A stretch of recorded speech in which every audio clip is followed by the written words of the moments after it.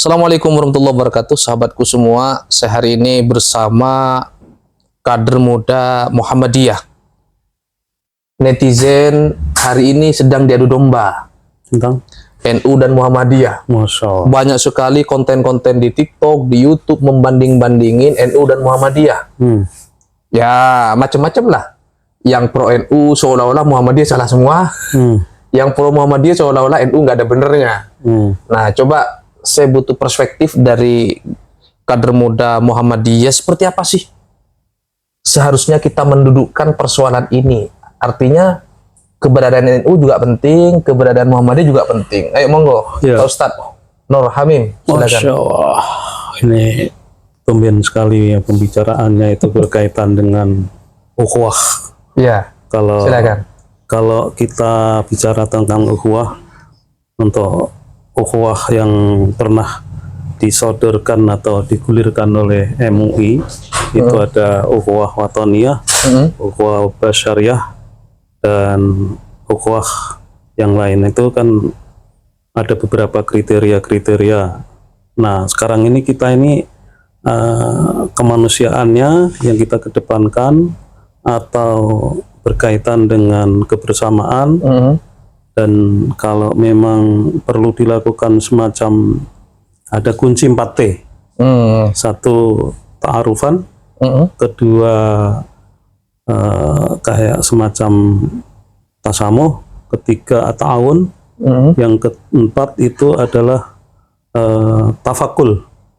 Yang ta'arufan itu ya dilakukan adanya silaturahmi, apakah bentuk kunjungan atau saling podcast bergantian atau sebagaimana. Soalnya Atau kan saling join program. apalah. Tapi bisa jadi juga yang pernah dilakukan oleh teman-teman Wasati melakukan apakah itu badminton bersama di kalangan elit yang di Menteng, yang pernah dilakukan kabarnya ada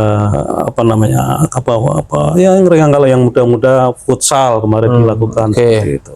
Berarti Yang besok futsal ya? yang 4T itu kan ada tahapan-tahapan perkenalan, terus ada saling kesepahaman, terus ada ta'awun, yang terakhir itu saling melindungi. Ini hal-hal semacam ini mungkin perlu dikaji lagi, tidak hanya teoritis tapi juga diimplementasikan di lapangan gitu. Gitu. Izin Pak Ustadz, kemarin itu ada channel ya, Ya. kita sebut aja karena sudah viral di mana-mana. Ada channel namanya Guru Gembul. Ya. Beliau ini rajin sekali banding-bandingin NU dan Muhammadiyah. Ketika kita cek, ternyata memang dia ini nggak punya KTA Muhammadiyah, tidak punya KTA NU ya. Kira-kira maksudnya apa ini? Kok orang-orang di luar NU, di luar Muhammadiyah lagi rajin-rajinnya ngomporin NU Muhammadiyah? Apa maksudnya nih kira-kira Pak Hamim?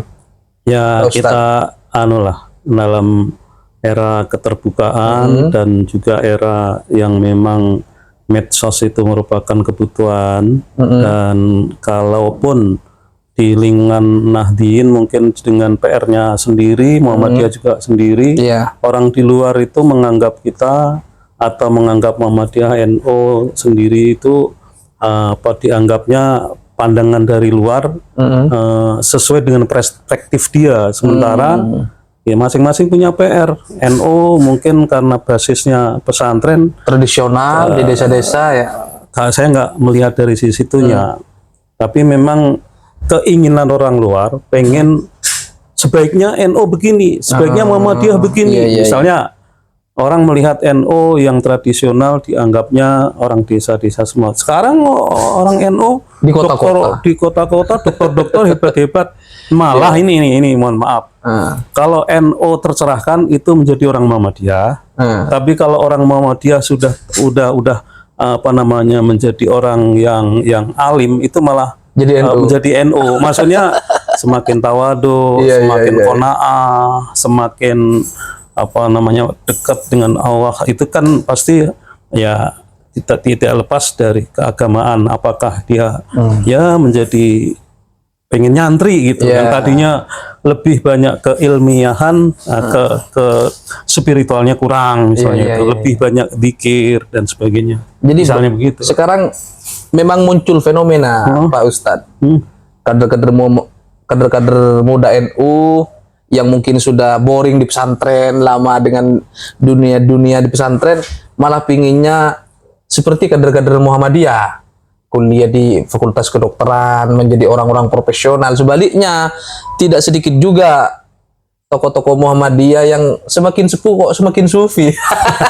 Seperti beliau ini. Masya. Beliau ini walaupun pemuda Muhammadiyah, dia rajin ke pesantren, tiap hari diskusinya tentang bagaimana pemberdayaan pondok pesantren. Begitu Ustaz ya, bener ya? Ya, kita kan menjadi khalifah ini kan untuk Khairunnas, yang kaum linnas. Itu kan yang kita hadapi, umat itu bukan hanya Muhammadiyah, bukan hanya NU, tapi ada umat Islam Indonesia itu yang terbesar kan NU. Dan market atau yang mendapatkan beneficiary di Undes Muhammadiyah, terus di pesantren Muhammadiyah sekarang udah punya pesantren belakangan 400% peningkatannya. Dan sekarang alhamdulillah yang tahfidz Quran, yang ahli kitab kuning, yang ini berdasarkan ada riset salah satu dokter yang mungkin berarti Muhammadiyah sudah bangun pesantren juga ya? Alhamdulillah sudah namanya pesantren tinggal modern, modern boarding school. Tinggal tugasnya NU berlomba-lomba bikin fakultas, kampus. Mungkin perlu simbiosis kalau dulu di Universitas Muhammadiyah Malang zaman almarhum Pak Malik Fajar, itu ada Profesor Suprayogi, itu yang orang NU, biar ada transfer ilmu-ilmu dari NU ke Muhammadiyah, dan Muhammadiyah juga transfer ke teman-teman NU dalam konteks manajemen dan sains dan sebagainya. Nah, mungkin ke depan ada sinergi tersebut. Kalau sekarang ini kita dapat residu-residu yang dan ada bercak-bercak ini, mudah-mudahan era Pak Prabowo yang sudah mengundang tokoh-tokoh agama itu akan menjadi perubahan. Kalaupun tadi ada guru gembul memberikan perspektif yang seperjam itu ya nggak apa-apa, biarkan saja. Kita ya. Masukan saja. Apalagi dia sudah diundang oleh salah satu podcast yang di belakangnya adalah punya oligarki. Nah, kita juga nggak tahu arahnya kemana gitu. Ya intinya sahabat santri, kalau ada kritik pedas di luar sana jangan baper ya. Anggap itu masukan yang baik buat kita. Karena memang NU maupun Muhammadiyah sama-sama punya PR, sama-sama punya kelebihan, sama-sama juga punya PR. Jadi tugasnya berbeda, sesuai dengan bidang masing-masing. Maka dari itu kritik, saran dari orang dari luar itu ya anggap kita masukan untuk perbaikan ke depan yang lebih baik. Sekarang saya sedang berada di perpustakaan, sahabat. Ini ada buku-buku banyak di depannya Ustaz Hamim, dan kita sedang mendiskusikan bagaimana ke depan pondok pesantren, bagaimana ke depan gagasan-gagasan tentang diskursus keislaman. Dan Muhammadiyah sendiri sudah bikin pesantren, namanya apa, Ustaz? Boarding school. Muhammadiyah Boarding MBS. Muhammadiyah. Ya, Muhammadiyah Boarding School. Itu pada hakikatnya sama dengan pesantren. Bedanya dia pakai sekolah, dia juga mengkaji kitab kuning, dia juga tahfidz Quran. Kalau prosentasenya mungkin 50-50 ya, ilmu agama. Jadi kalau ada orang ngomong pesantren hari ini sudah bukan hanya NU ya. Jadi di Muhammadiyah sendiri sudah ada pondok pesantren. Begitu pula ketika ngomong kampus, yang punya bukan Muhammadiyah. Kalau kita cek di provinsi-provinsi Indonesia sudah berdiri UNU di mana-mana. Kampus NU sudah bertebaran di mana-mana. Cuman bedanya biasanya kalau orang NU bikin kampus tuh nggak dikasih nama NU, nggak ada embel-embel NU. Dikasih sesuai nama tokoh pesantrennya, sesuai dengan pesantrennya atau yayasannya. Misalnya kampus di Al-Khozini. Di pondok saya pun di Madura ada nama ininya, ada kampusnya. Misalnya di An-Nokoyah, ya punya kampus namanya nggak NU, walaupun di situ pengelolanya pengurus NU semua. Nah itu bedanya. Jadi sekali lagi sahabat-sahabat khususnya alumni pesantren yang mungkin kemarin-kemarin baper ya. Gara-gara kritik terlalu pedas terhadap pesantren mereka marah-marah. Jadi sekali lagi mungkin butuh masukan nih buat para santri ke depannya seperti apa, Ustaz Hamim? Ini sebagai pelajaran di Muhammadiyah sudah melakukan pesantren yang rata-rata lulusan SMP, SMA itu begitu dia sudah semester 5, 6, 7 itu sudah dilakukan mengundang ahli-ahli kitab kuning dari pesantren terkenal, mungkin ahli Boyo dan sebagainya, untuk mentransfer ilmunya yang tadinya pesantren harus puluhan tahun bisa dipercepat menjadi 2 tahun.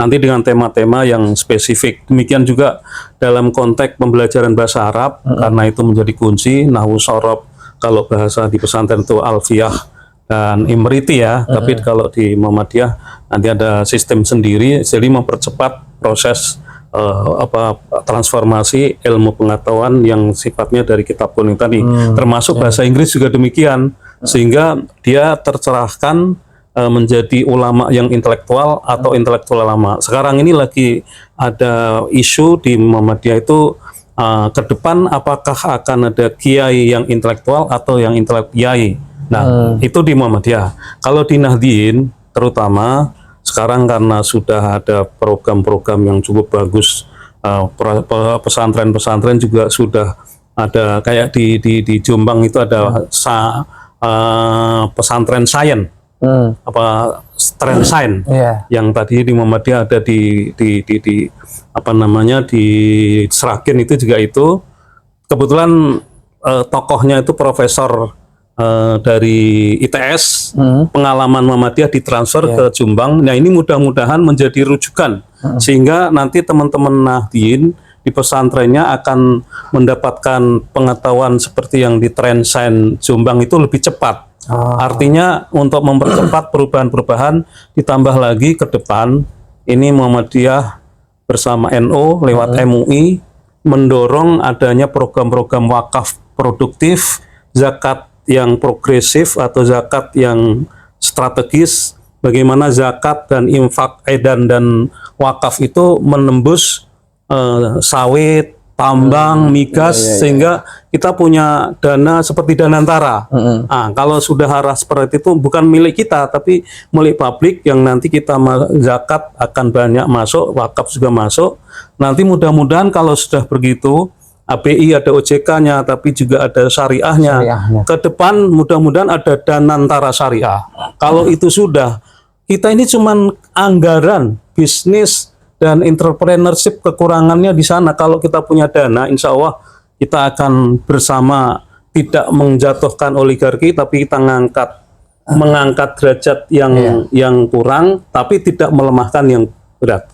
Syukur-syukur terjadi. Mudah-mudahan kalau kita berkening dengan oligarki yang sudah jadi konglomerat itu, kita bersanding, ke depannya kita sudah tidak bersanding lagi, tapi kita sudah bersaing. Mudah-mudahan di antara konglomerat ada kayaknya Pak Khairul Tanjung akan muncul tokoh-tokoh, ada Haji Isam, terus ada Menteri Pertanian yang memang luar biasa, Amran Sulaiman. Nanti muncul ada Haji Her yang dari Madura, yang jadi juragan tembakau, meskipun di Muhammadiyah rokok.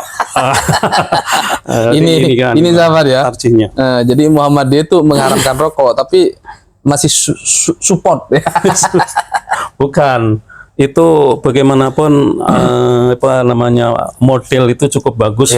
Mudah-mudahan ke depan ada alternatif, ada solusi yang lain. Kalau gitu Pak Ustadz, rokoknya jangan dimakan, disedot aja biar tidak haram. Oke. Terus berarti memang di tubuh Muhammadiyah sendiri ada sedikit pergeseran ya. Ada kesadaran ya bahwa ternyata pesantren-pesantren ala NU juga penting menjadi bagian daripada materi-materi di boarding school tadi, berarti Pak Hamim ya, seperti kitab kuning, misalnya usul fikih dan lain-lain itu ya.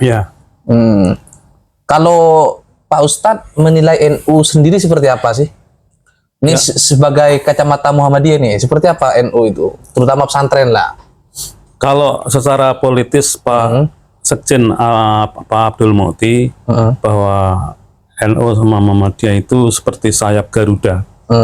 Sayap Garuda kanan kiri. Kalau NU jatuh, sayap ini oleng.